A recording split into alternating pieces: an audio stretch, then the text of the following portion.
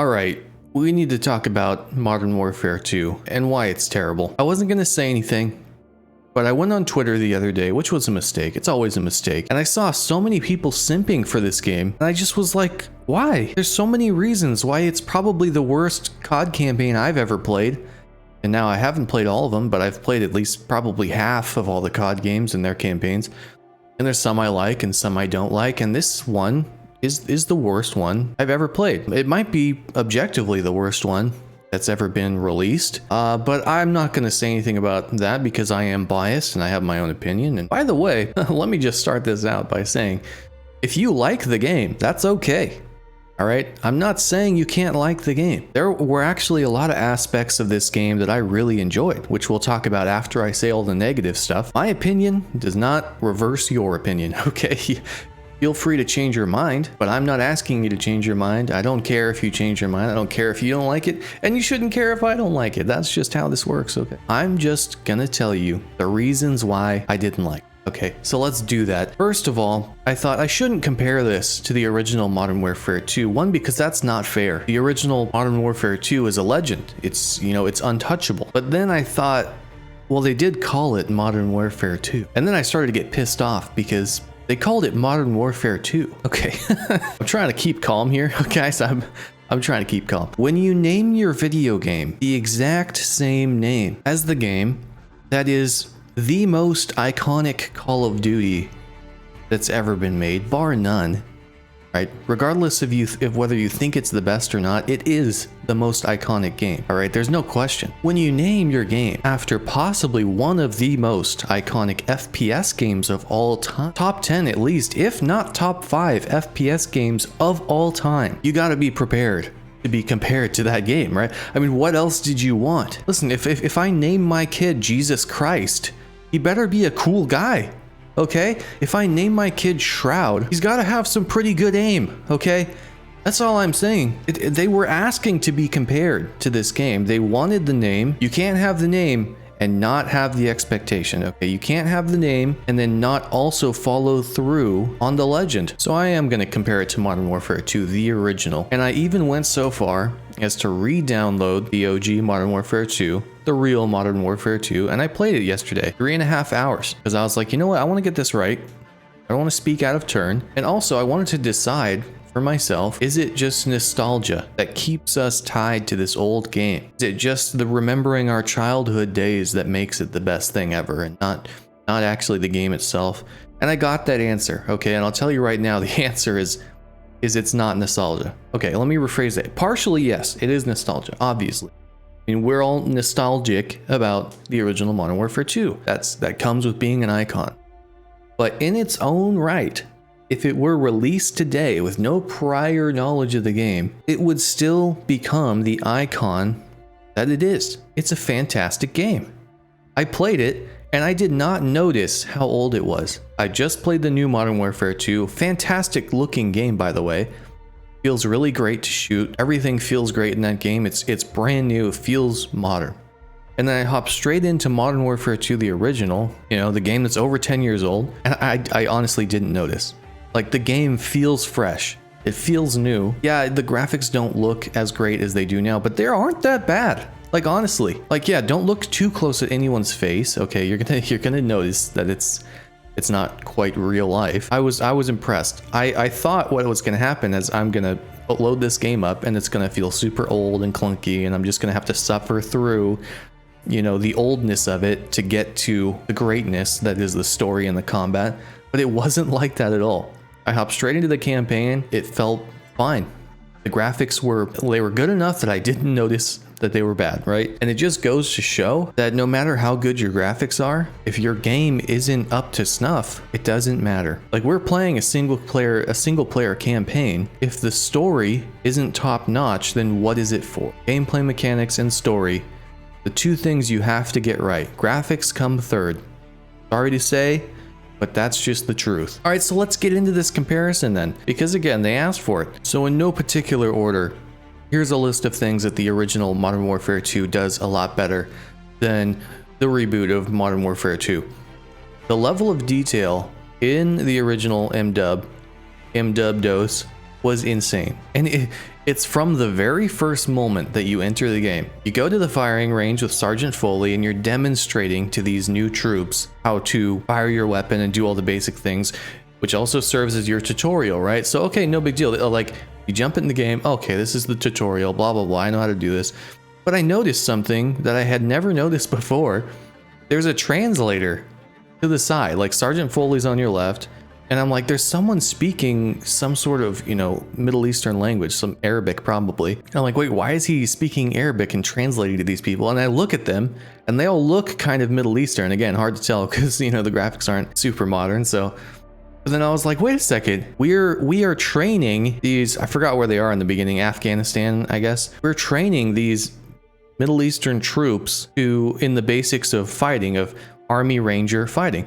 We're Rangers, and then I realized that is the mission of the United States Army Rangers. Their whole mission is to go into the war zone and train the native troops in that land. Like that's the IRL mission of the Army Rangers. They go and train a country's own people to fight their war. And that just blew my mind. I was like, wait a second, they didn't need to do that, right? Who would have noticed if they hadn't done that? Like, we could have easily just been training our own troops, but no, we're Army Rangers. We're training the Afghans. Okay, that's a level of detail that's unnecessary, but really cool. I can't tell you how many times I've played Modern Warfare 2, and I never noticed that before. All right, that kind of level of detail is not in the new game. There's some detail, but mostly it's just stupid. It's most of it is just ridiculous. Right? It's like what happened to Grand Theft Auto, or not Grand, it's like what happened to Fast and Furious over the years. It started out pretty ridiculous, right? Same way with Call of Duty. It's pretty ridiculous. You get shot, you don't die, like blah, blah, blah. But then by the end of the Fast and Furious series, people are flying through the air, being caught by cars, and cars are flying through the air catching people, and there's a lot of explosions and just random ridiculousness. And that's how this new game is. And that can be fun, don't get me wrong. It's fine to be ridiculous. I mean, it's fine to have Gaz fall out of a helicopter and start executing people while upside down being held by a rope, not having any sustained injuries afterward, to go on to do some Fast and Furious type jumping from truck to truck and transitioning vehicles, and it's all fine, you know, like it's fine to be ridiculous, but there's no, like, what am I playing, you know? That's the question. Modern Warfare 2, the original, went for a realistic grittiness that they really succeeded at. It's fantastic. It's immersive. The new game sometimes wants to be realistic, but then other times they just go off the rails. Here's another one I noticed. Again, and I'm only going to mention two for the sake of time, but this detail was pretty cool. Something they didn't have to do and you would never have noticed. When the EMP goes off in Washington, D.C., Sergeant Foley, you're trying to go regroup at the White House. You're killing Russians along the way, and you come up on this BTR and you notice people banging on the inside and trying to get out, and you're like, oh, they're stuck in there. Why are they stuck in there? Oh, because the EMP went off and their door only opens electronically with electronic assistance. What about those guys inside? What about them? And Sergeant Foley is like, just leave them. They're stuck in there. It's fine. Let's go. It's just a side thing. You know, it doesn't matter to the story. It could easily not have been there. But the fact that it is there adds to the immersion. The level of detail in this game, it characterizes the setting so well. And every detail pulls you. It just pulls you deeper and deeper into the immersion, and I love that. All right, and this next thing is kind of in the umbrella of detail, but it's the soundtrack. The soundtrack is fantastic. I mean, everybody knows that, obviously. The soundtrack is great. Everybody knows the basic soundtrack of Modern Warfare 2, the menu soundtrack. It's nostalgic, okay? But I'm not talking about nostalgia. I'm gonna insert some clips here and show you the kind of musical bolstering that happens. You know, this music sets in and it creates the feeling that you want in these certain situations.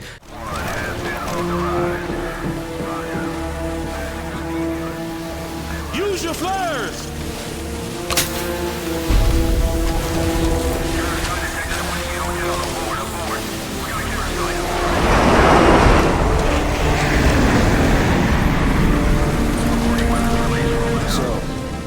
When we go into Moscow? Not soon enough, man. I know we're gonna burn it down when we get there. When the time is right, Corporal. when the time's right. What's your status? Overlord, we've linked up with the SEALs on the rooftop. One, they're still pinned down by infantry and light armor from the World War II memorial. Doesn't look good from here. Over. Copy, Overlord. We'll do what we can from the air. Out. First wave of civilian transports is away. Reaper 2, proceed to second stage evacuation. Litter urgent personnel only. Overlord! Delta 2-2 hit going down! RPG teams at the World War II memorial. Full entry until they don't get up. Atlas 2-3, 2-4, and 2-5 are all away. Ground units at LV-4, fall back now. Enemy gunship lifted on 12 o'clock. War memorial.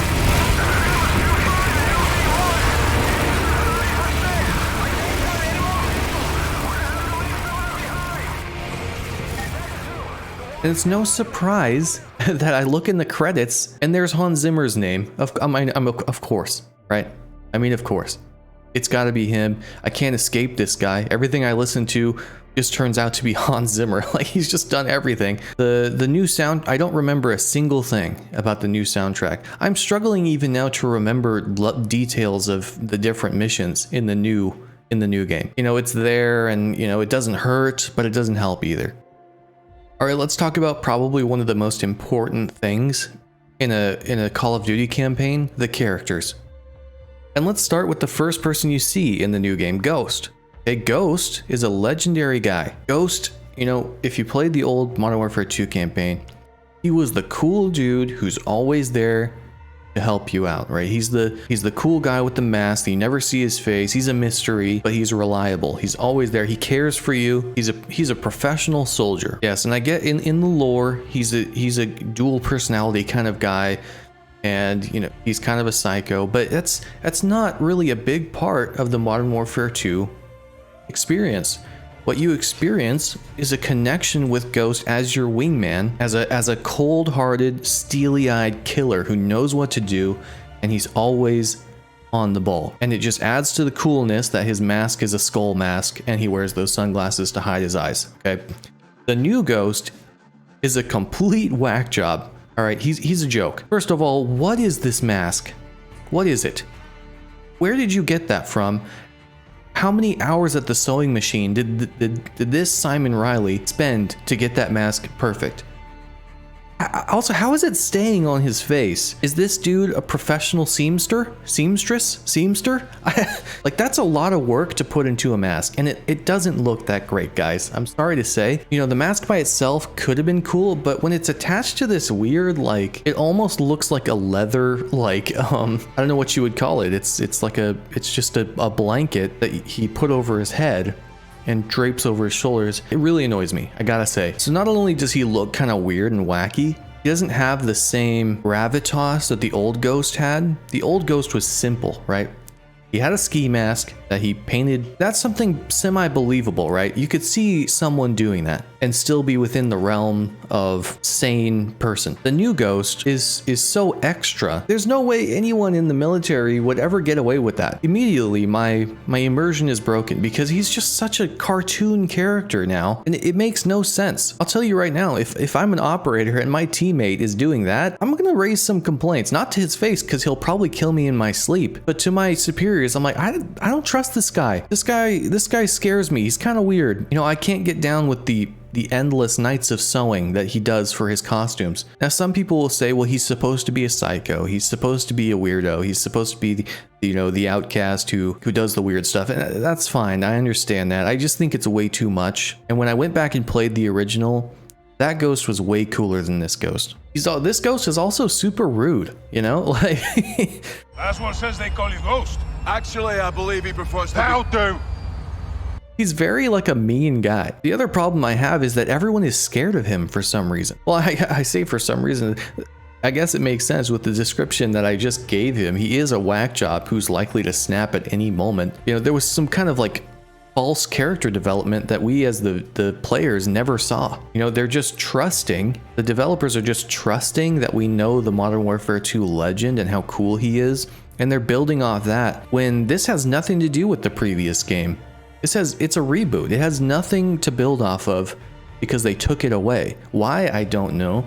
It should have been a sequel. I mean, it should have been a prequel. This should have been another prequel feeling game like the first Modern Warfare was. But I digress, okay? I'll try not to harp on Ghost anymore, but it's just a huge disappointment. Let's go in on Soap now. Soap was the mentor from the first Modern Warfare 2. He was the cool guy. He's the guy who's smoking a cigar on the side of a cliff face. But now in this game, he's the underling. He's kind of he's kind of a simp for Ghost, when that was not the case in the old game. They were an equal kind of team, right? And that was what made it so cool, that you were kind of the new guy watching these professionals do their job, and you were helping, right? That was one of the cool things about the original MW 2. You are just trying to keep up with these pros who are really cool, and they're leading you along the right path. But this new game feels lost. Like there's no real leadership, alpha wolf to follow and to trust. Ghost is insane.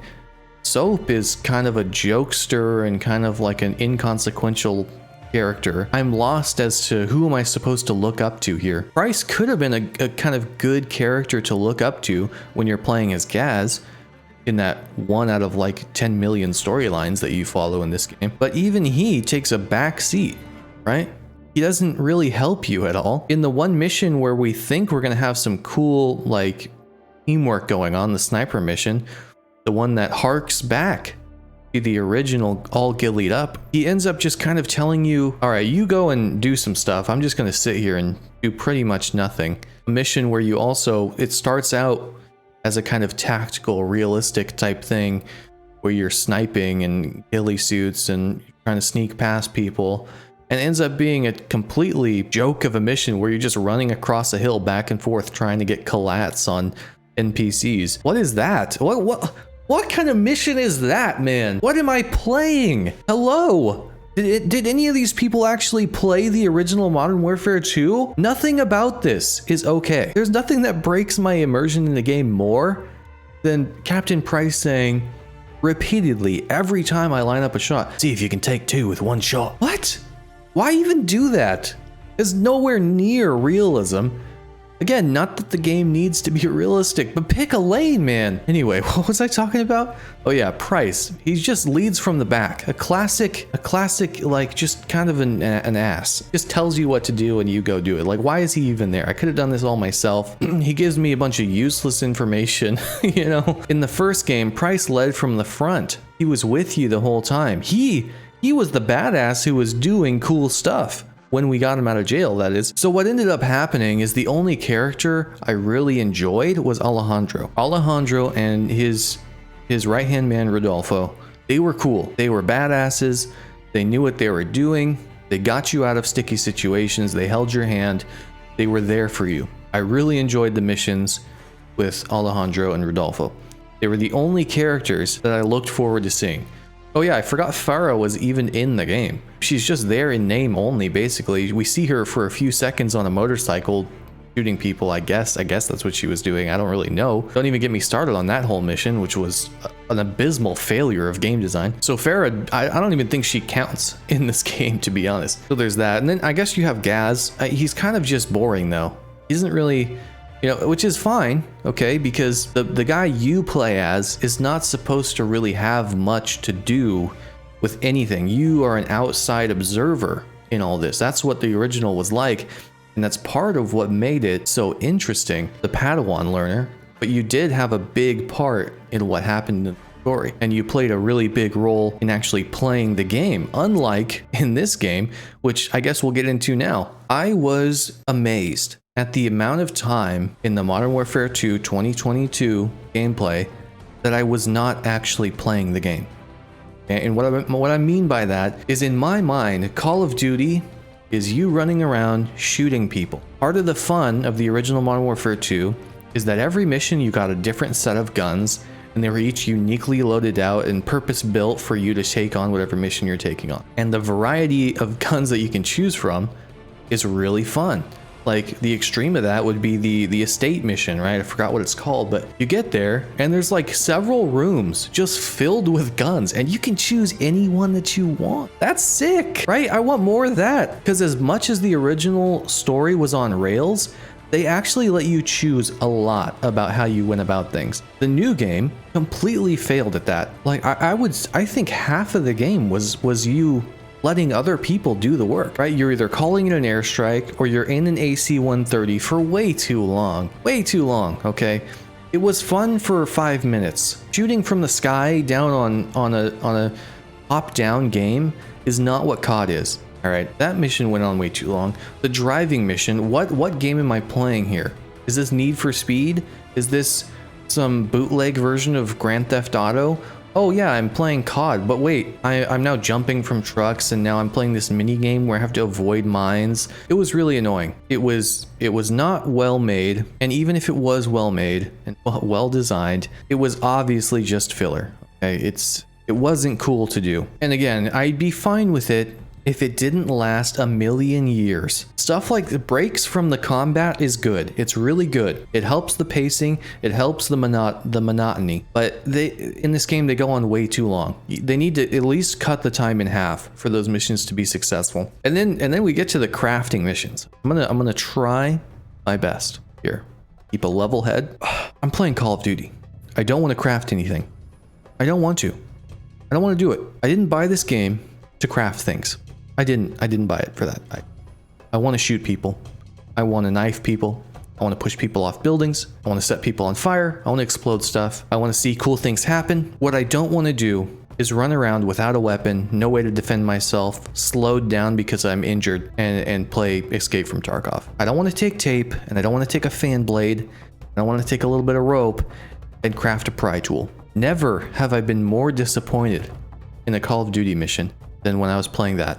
When I'm snapping off a fan blade and creating a pry tool to get into doors to get more crafting materials. It pisses me off every time I think about it. And the way that they force you to do it is annoying. Yes, they really felt like they needed to tease the DMZ mode. The backpack thing is cool. I like that I can carry multiple different types of utilities. That's fantastic. Because you know what? That adds player choice into the on-rails campaign of how you go about things. That's fantastic. I don't need the crafting part. Again, I digress. There were a few missions in the old game where they make you use the Predator drone, and that's fine. For one, you can get out of it and shoot people whenever you want to, and using it's kind of fun, right? It adds some new element to the game, and it's really effective at taking out targets. New one took me out of the action way too many times and for way too long. Okay, so we're finally getting to the story, the actual story of this single player campaign. The Modern Warfare 2019 campaign I really enjoyed, the one with Alex and Farah. It felt kind of like a prequel, you know, and that's what I thought it kind of was. I thought it was, this is how the squad got together. This is how everybody knows each other. It's fantastic. Everyone's having a great time. Alex was a cool character. He was great. Farah was interesting. She had her own backstory. Everything was great. Everything was smooth. You knew what was happening for the most part. You had a clear objective. You had a clear mission. Everything was about the toxic gas. Everything. And at the end of the game, you had a great sacrifice by a key player. In this game, there's just, the only thing I can say is what is happening. It's never made super clear. You never have, you know, a clear objective. Get Hassan. Okay, we had Hassan. Now he's gone because we can't keep him because we're in Mexico. Oh wait, we're not in Mexico anymore, are we? Wait, do the Mexicans get him? Does the SAS get him? Who work for the CIA? Who work for General Shepard? Who says to let him go because we don't have enough evidence? But why are we chasing him in the first place? Is this a RICO case? Shouldn't the FBI be on this? Also, can't we just assassinate him because we're not playing by the rules anyway? We're crossing jurisdictions. Why is the Mexican Special Forces with us at this point? Also, if we are in Mexico and we're killing the Mexican army regardless of who's paying them, isn't that an act of war? Shouldn't the Mexican government have, you know, something to say about what we're doing? It all just felt so loosely tied together. It's like, okay, we have Hassan. Also, this shouldn't be the real Hassan. If this were a proper Call of Duty game, that should have been a decoy. Like that's what we were all thinking. When they take the mask off, they say, Hassan, give us the information. Aha, I'm not Hassan. You know, that would have been something that would have probably have worked. But no, it's actually the real Hassan. Like, he's really bad at being an elusive target. Like, we had one miss and then we got him. Like, what is that? He was not a good villain. Like, he obviously poses no threat to us. Like, we just caught him, and we're supposed to believe that he somehow let us catch him because he knew that we'd have to let him go. First of all, what would be the purpose of that when you could just not get caught in the first place? And second of all, how does he know we won't just break the rules and kill him? Like, that is a really bad plan. But it doesn't matter because Hassan ends up having nothing to do with the overall story of the game. Except at the very end, you know, he just happens to be the excuse for the different globe-trotting places we go. The sounds like a Dr. Seuss story. You know, they're just using these side villains to have an excuse to go to Mexico, to go to Amsterdam, to go to frickin' Iran, or wherever the frick we're going. I don't even know anymore. To go to Chicago. Oh, it's the US again. No, it's not, man. Okay? This feels nothing like the original Modern Warfare 2, where you're fighting for your country. The Russians are invading. They took over the White House, and we have to retake our capital. This is nothing like that. We're just in an abandoned building. There's no actual threat. It was all just very, very cheesy, very loosely related to things that are happening. I mean, we're flying an AC-130, dropping bombs on a Mexican village, and no one cares. This is fine. This is okay. We're supposed to be special forces, and we're doing these open war tactics. You know, there's nothing subtle. And then when we do the opportunity to be subtle, the Wet Works mission, or whatever it was called, where you spawn in this gas, and you and Price are in full Navy SEAL gear, in full view of Amsterdam civilians hanging out under the bridge like trolls. No one notices you. That's fine. You definitely, like, I feel like in that situation, what would actually happen is you would be in civilian clothes. You'd be the gray manning it, right? You would hide in plain sight. No, they're just hiding under the bridge. Like, that's something kids do, right? They take the most obvious, oh, let's go hide under the bridge and no one will see us. Or nylon wetsuits and have my boonie hat on, face camo, and it'll all be great. And then you spawn in this gas and you're in the water. Okay, this could be cool, right? It's another kind of a throwback to the oil rig scene where you're assassinating people from the water. That's cool. Oh wait, why don't I have a gun? Let me just let that just sink in there for a second. I just don't have a gun. And why not? There's no reason. There's no reason why I don't have a gun. I have throwing knives.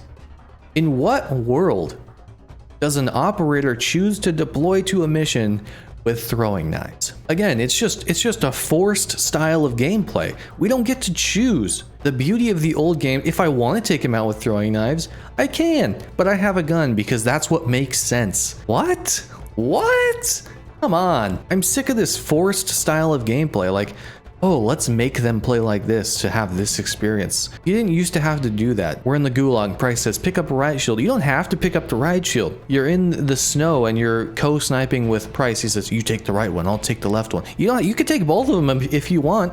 You could, or you could run up and knife him. You could go loud and you can kill everybody. It doesn't matter. But no, Gaz spawns in, a professional soldier, special ops guy, and he doesn't have a gun. He has knives. Okay, all right. I mean, sure, I guess I'll go with it because I have to complete this campaign, but this is stupid. And that was one of the better missions that I actually semi had fun with, even though the layout of it was really bad. You know, those types of things should be semi-linear. And maybe not everybody agrees with me here, but you should be able to go on a clear path from the first target to the second target to the third target. It should be obvious where to go next. That's all I'm saying. And it wasn't. That mission, it was dark. You have no idea where people are. There's boats and stuff. And I'm supposed to believe that I'm going to be able to take out these guys in a boat in full view of everybody with 2 throwing knives. Anyway, there's a lot of stuff like that in this campaign that really breaks the immersion. It's not realistic. And again, don't tell me it's a video game. It's not supposed to be realistic. Okay, that's fine. But don't call it Modern Warfare 2. And don't pretend to put me in situations like I'm a normal CIA operative or a Task Force 141 operative, and don't pretend it's supposed to be believable. You have this serious tone. They're trying to be dark and gritty and they're failing because nothing makes sense and nothing is realistic. All right, and then you have just basically the teleportation of your assets throughout the globe. In the first Modern Warfare 2, everybody has their area, and they do transition somewhat to other areas, but you basically pick up where you left off.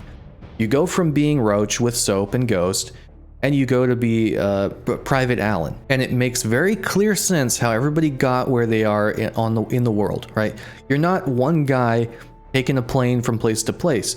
You go from one person's body to another person's body. You're following specific people. They drop you in. Everything looks different. Everything has a distinct layout, everything has a distinct character, so you know exactly where you are right away. They do the thing that pops up on screen, Task Force 141, and it transforms to the US Army Rangers symbol.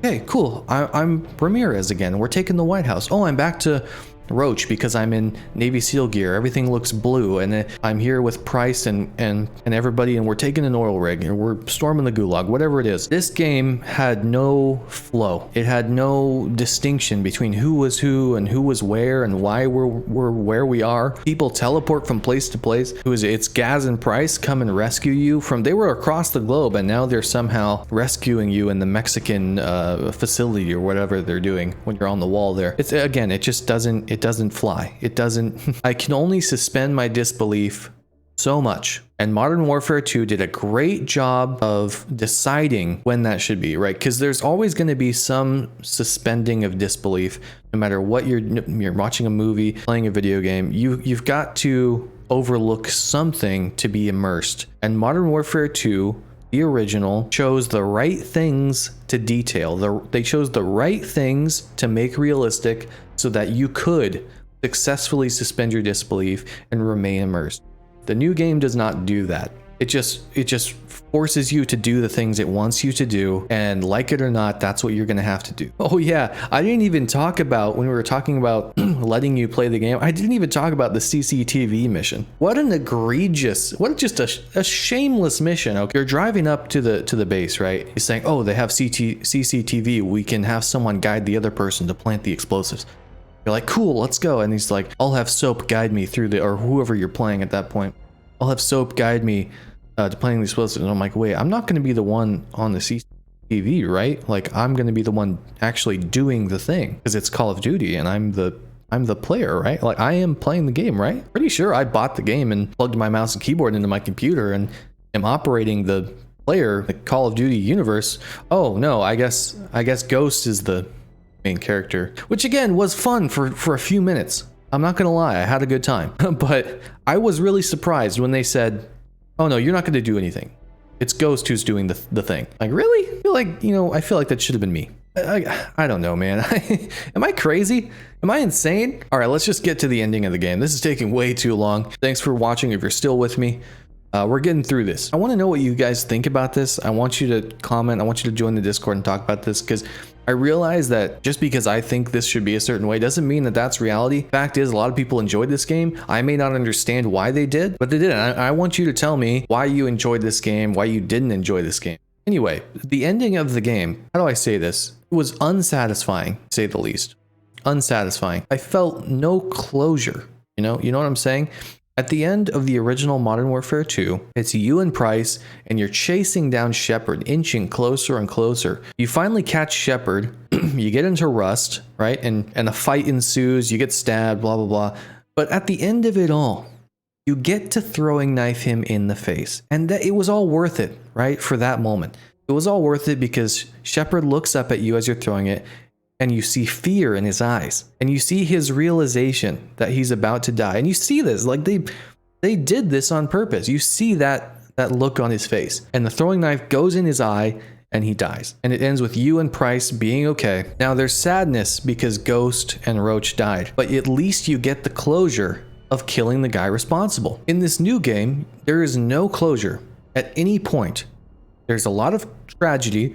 I don't think there's a main character who dies though, which is super soft and annoying, but let's see. For the first villain is Hassan, right? And we do actually end up killing him. It didn't make me feel anything because he never mattered in the first place, right? He was a side character. He was a mini boss. He's the first boss, like no one cares about Hassan. He had no purpose in the story other than to get us to go places. All right, Valeria, I'm a quarter Mexican. I can do the accent.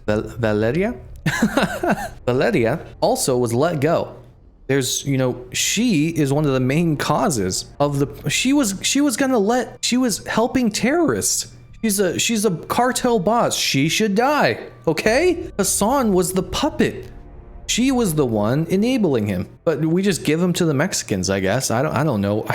Who knows what happens to her? She'll come back later in another game when no one will care about her. So she is another inconsequential villain who doesn't get her due. And then we've got Graves, okay? The tool of Shepard, who Shepard used to betray us, and we never get closure from him either. We do, quote unquote, kill him when we blow up the tank that he's supposedly in at the end of the game, or towards the end of the game in the Mexican facility, but it's another thing where you just don't care, because they never showed him get in the tank. There's no indication that he's actually there. He's on the radio with you, but that tank could be anybody. There is no indication that we actually just killed him. There's no body. We never saw him get in the tank. We don't see him really during that mission at all. He shot Soap. He shot me.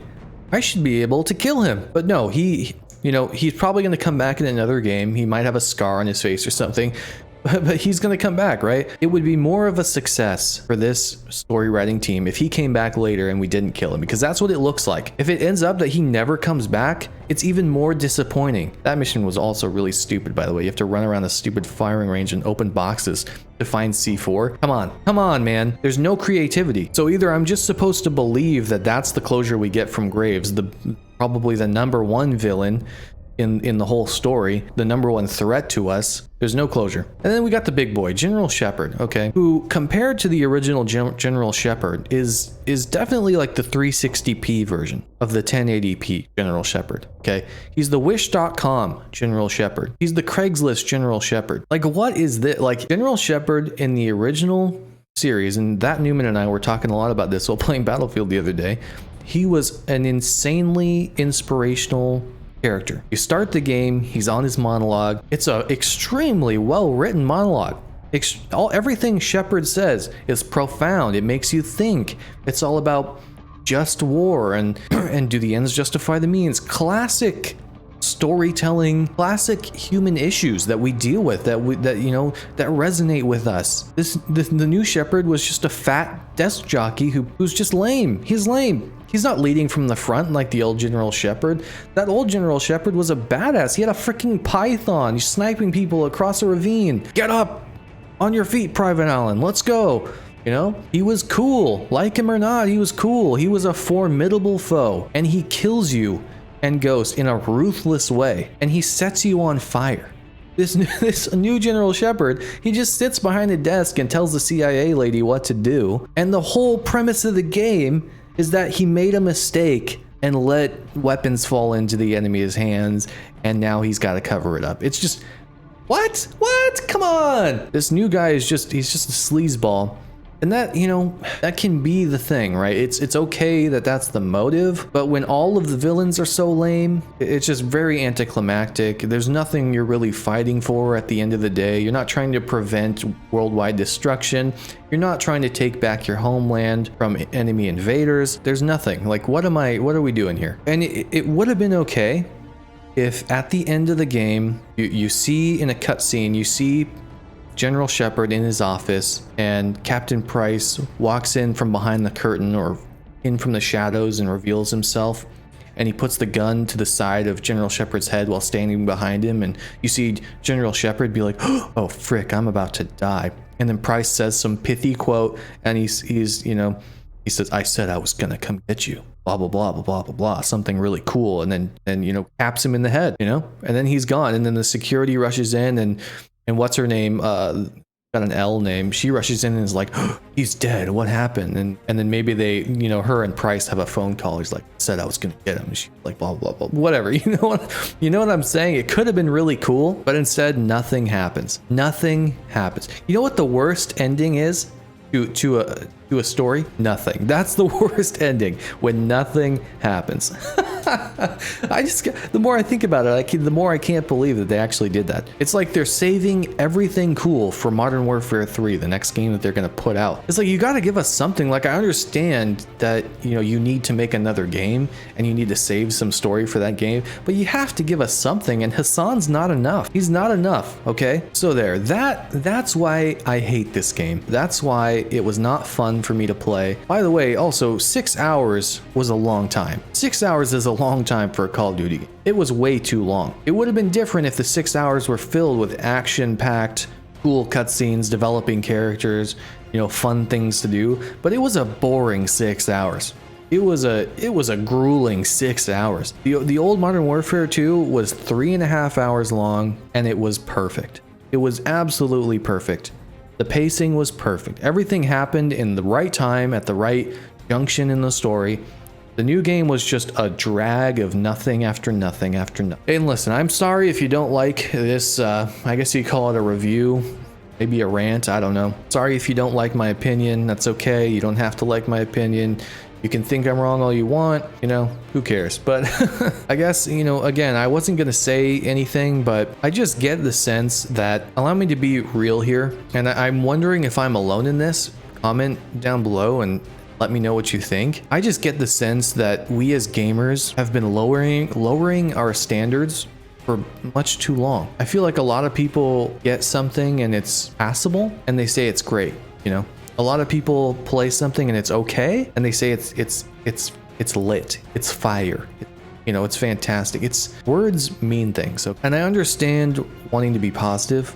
Believe me, I would love to be positive, but I can't not say what I truly think. Just on principle, I'm not going to be positive about a game that sucks, and I'm not going to be negative about a game that's great. I'm going to give my honest opinion. I'm going to tell you how I feel, and that's what I do.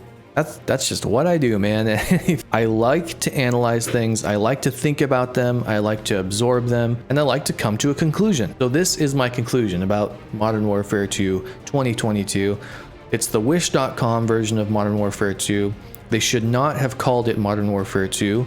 They set themselves up for failure as soon as they decided that they would call this, I guess you call it a reboot, the same name as the most iconic Call of Duty game of all time. It's obvious that they wanted the clout from the name, but they weren't willing to do the work to deliver, and it shows. It's a big, gaping, obvious failure. There were some fun moments. I said I would get to the positive stuff, so I'm gonna do it. The video goes longer, it just goes longer. We're gonna have to deal with it. I really liked, like I said before, I really liked Alejandro. I really liked Rodolfo.